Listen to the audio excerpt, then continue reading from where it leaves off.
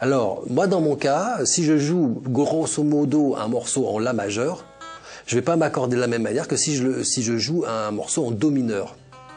Et que surtout, si en Do mineur, je n'ai pas du tout de corde à vide. J'ai mon sillet qui a été réadapté, ma longueur de corde réadaptée, pour qu'en fait je sois juste, voir donc les sites de Nirvana et de Buzz Feiten, les deux seuls au monde qui développent ceci au niveau de l'accordage de manière parfaitement expliquée et pourquoi, comment.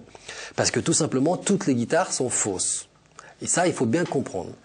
Alors, on pourrait dire, non, mais je prends mon accordeur, moi, tout est juste. Oui, eh ben non. On en a là la preuve, le simple fait de poser ma guitare sur mon genou ou qu'elle soit tendue avec la sangle, ça change. Alors avec 10 000 watts de lumière, une guitare qu'on va mettre comme ci ou comme ça va changer beaucoup plus. Ouais, d'autant plus qu'en studio, on a tendance à empiler les pistes. Donc une guitare sur une piste, à la rigueur, peut-être on s'en aperçoit pas, mais donc dès qu'on empile 2, 3, 4 pistes, 6 pistes, 8 pistes, ah ouais, ça là, chorus. Ça chorus énormément. Voilà. C'est comme les chœurs. Hein. Les chœurs, bon, un chanteur, on dit ça va, il chante juste, mais dès qu'il enregistre 4 fois la même, qui se double, ça fait paquet un peu faux. Et voilà. Donc la guitare, faut faire très attention avec ça, ouais. C'est exactement la même chose. Précise un peu l'accordeur que tu as, parce qu'il est assez intéressant, il est tout petit, il est très précis, il est facile à emporter. Oui, j'aime bien ce TC électronique, comme les Korg des T1, etc. sont très précis, ils sont au centième.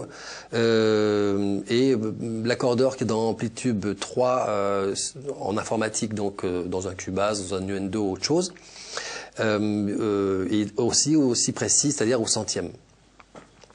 Et on voit clairement. Donc, alors, je refais une petite démonstration. Là, on voit mon La qui est juste. Si je mets ma guitare ainsi, hein, sans rien bouger, bon là, il est un tout petit peu haut, mais à peine. Si je fais le contraire, on voit vraiment que là, le La est vraiment faux. Hein, on voit vraiment que la barre, elle est vraiment en dessous. Donc on voit vraiment que la position que l'on a influence relativement l'accordage, déjà. Alors en fait, de se positionner et de s'accorder au moment de l'enregistrement dans la même position, et ben en fait c'est très important.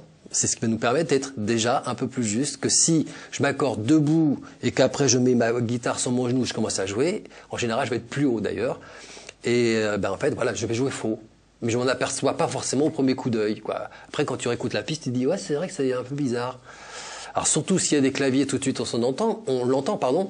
Mais s'il y a que basse batterie, par exemple, c'est pas forcément aussi limpide que ça d'être juste. Alors après, quand on va corriger des voix, ou qu'on va mettre des claviers, ou qu'on va mettre une deuxième, troisième guitare, comme tu le disais, oula, ça commence à poser des problèmes. Ouais, c'est surtout quand on a toutes les pistes qu'on s'aperçoit au mix, c'est-à-dire trop tard. Exactement.